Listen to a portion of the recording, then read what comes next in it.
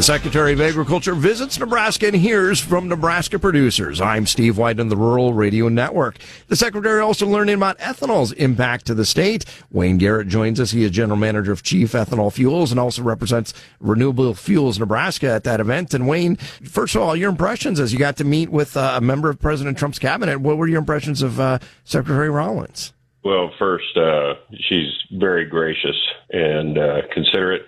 And the thing I think that impressed me the most is you could tell there was a sense of attention on trying to take the points that were made from all the panelists and execute on those things, not just to hear and make an appearance, but you felt a genuineness that there was going to be action behind the comments that were made. What was it you were trying to impress upon her that you would like to see from the administration then? Sure. Our position, along with a few others from Corn, was about E15. And E15 is the drum we're banging all the time. And, we see the value in more ethanol at the pump, that as soon as we can make that available to everybody on a consistent year-round basis, people will naturally gravitate toward that because of the high octane, low cost, better quality, cleaner, all these things. And so that was the impression we tried to make on her, and as well as the equipment that currently in the pumps now to be able to make E15 a drop-in right to E10, so that not requiring the retailers to go back and do a lot of improvements just to be able to pump E15.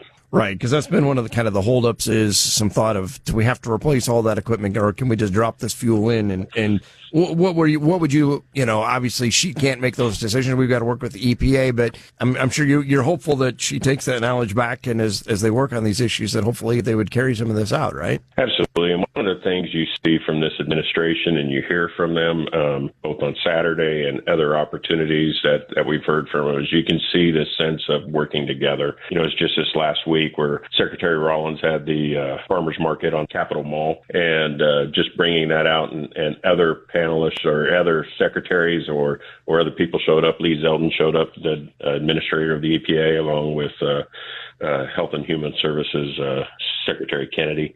So the spirit of cooperation, working together. And you mentioned Lee Zeldin, but that's another one who's another key member of President Trump's cabinet, and he's headed out to Nebraska in a couple of weeks, planning to be with Senator Ricketts at the state fair.